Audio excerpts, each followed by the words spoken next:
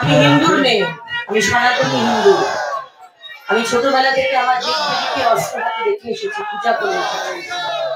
মা দুর্গার হাতে অস্ত্র, মা কালীর হাতে অস্ত্র, আমাদের সমস্ত সনাতনী হিন্দু দেব দেবীর হাতে অস্ত্র থাকে। তাই আজকে রামনবমীতে আমরা অস্ত্র তুলে নিয়েছি।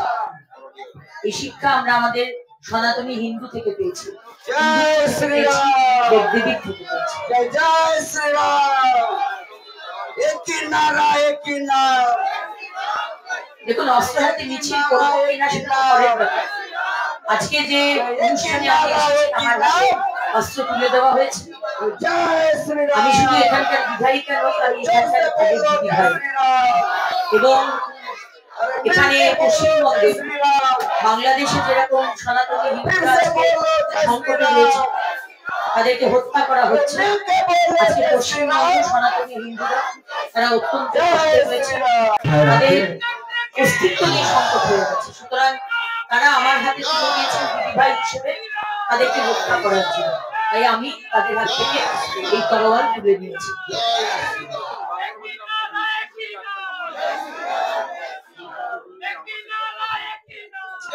আমার আসানসোল শুধু দক্ষিণ নয়, আসানসোল জেলাতে যেখানে পুলিশ এবং প্রশাসন, আমাদের এই মমতা ব্যানার্জি তুষ্টিকরণের সরকারের যে মুখ্যমন্ত্রী, সেই তুষ্টিকরণের জন্য যদি রামনবমীর মিছিল আটকান, তাহলে আমাকে অবশ্যই জানাবেন, আমি অবশ্যই আপনাদের পাশে দাঁড়াবো।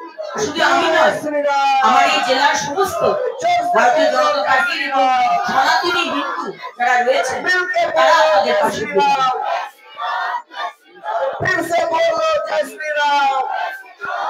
নিয়ম সবার জন্য এক হওয়া দরকার।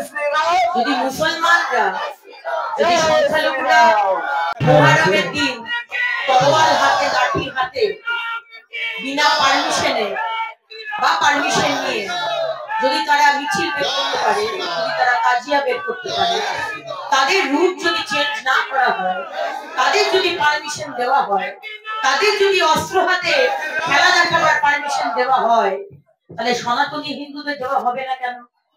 সনাতনী হিন্দুদের জন্য এই পশ্চিমবঙ্গ, বাকিদের জন্য পশ্চিমবঙ্গ নয়, এটা বলছি না। কিন্তু দেশ ভাগ করেছিলেন জওয়াহরলাল নেহরু, মহাত্মা গান্ধী, জিন্না ধর্মের নিরিখে। তাহলে দেশটা ভাগ করার পরেও আজকে পশ্চিমবঙ্গ আমরা পেয়েছি বাঙালি হিন্দুদের সারা পৃথিবীতে একমাত্র বাসস্থান।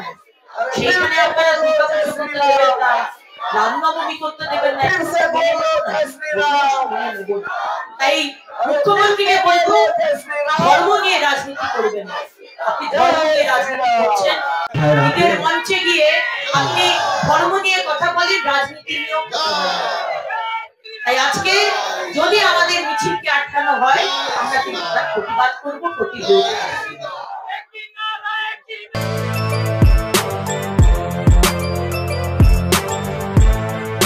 এখন অনেক বড় শ্রী লেদার্স হাওড়া ময়দান।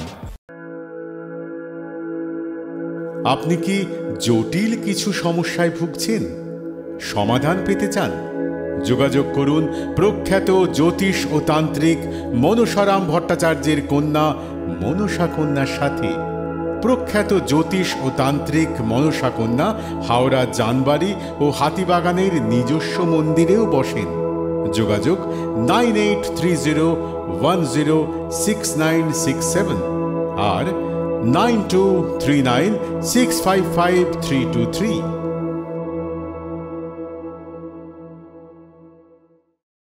কলার তুলে নয়, বুক চিতিয়ে চলা।